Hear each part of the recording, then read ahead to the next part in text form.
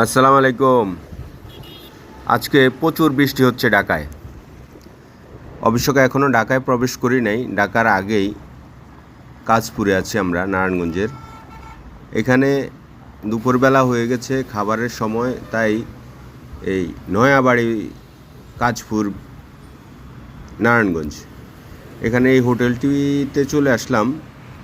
আমরা দেখব এখানে কি আছে, পছন্দ হলে খেয়ে নেব। আসলে এখানে সুন্দর সুন্দর মাছ ভর্তা, বিভিন্ন ধরনের ভর্তা সাজিয়ে রাখা হয়েছে। তার মধ্যে যেটা আপনারা দেখছেন অনেক সুন্দর দেখাচ্ছে, দেখতেও সুন্দর, অবশ্য খেতেও অবশ্য সুন্দর। তারপরে এই সাইডে রয়েছে বিভিন্ন ধরনের অন্যান্য সবজি দিয়ে মাছ রান্না করেছে।